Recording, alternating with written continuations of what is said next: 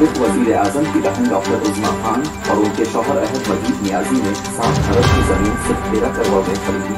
Doctor उज़्मा के खिलाफ लिया में 5,261 कनाल अराजी गैर कानूनी तौर पर खरीदने का इल्जाम है।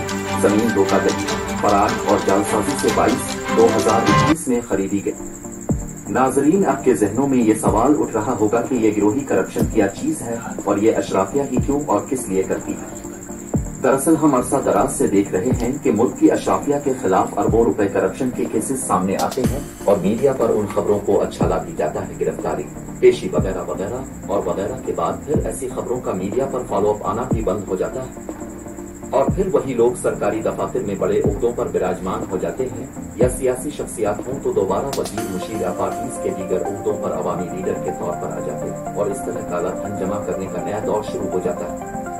आखिर अरबों रुपए लौटने के बावजूद ऐसा क्यों होता है? कानून उनको सजा क्यों नहीं दे सकता? इसकी वजह यह है कि अशराफिया 5वीं उंगलियां मुंह में नहीं डालती बल्कि खुद को बचाने के लिए गिरोही करप्शन करती है और एक चपरासी से लेकर आला अफसरान तक इस करप्शन की बहती गंगा में नहाते हैं। ताहम एक शख्स को गिरफ्तार करने के बाद ये मामला इतना पेचीदा हो जाता है कि तफ्तीशी टीम भी चकरा जाती है। अब इंसाफ तक कैसे पहुंचे?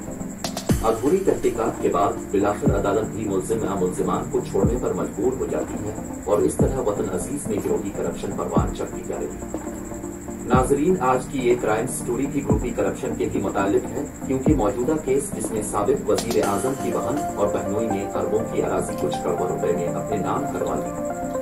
इस हवाले से एंटी करप्शन हुक्काम के मुताबिक इस केस में भी महकमा के कुछ अफसरान और कुछ अहलकार भी शामिल हैं और ये करप्शन प्री प्लान है। वो इस तरह से कि खरीदार को पहले से हुकूमती मंसूबे का इल्म था, इसलिए बंजर जमीन पहले से खरीद ली गई ताकि रातों रात अरबों रुपए कमाई जा सके। वैसे वतन अजीज पाकिस्तान में वजीर आजम की बहन, भाई या करीबी रिश्तेदार पुराने साथी होने का फायदा उठाना कोई अजबी की बात नहीं।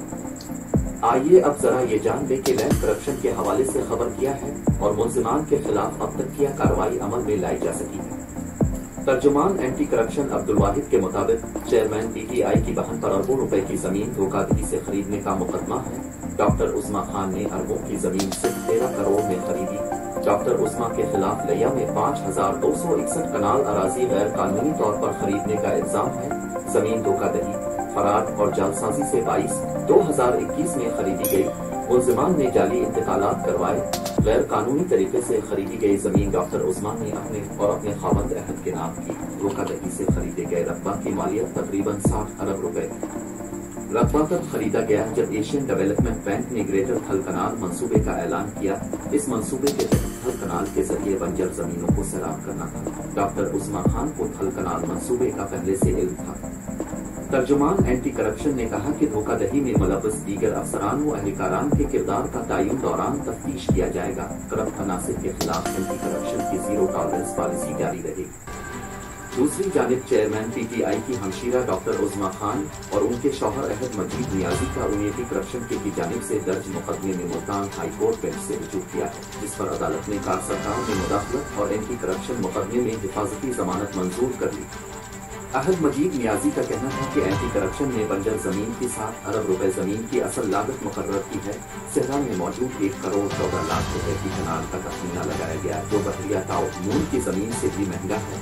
इनका कहना था कि केस बनता ही नहीं। डिप्टी डायरेक्टर एंटी करप्शन को रेगिस्तान की जमीन देखकर मुकदमा खारिज कर देना चाहिए।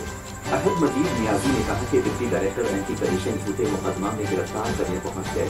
ये सिर्फ सियासी कार्रवाई है जो चेयरमैन PTI की वजह से की जा रही है।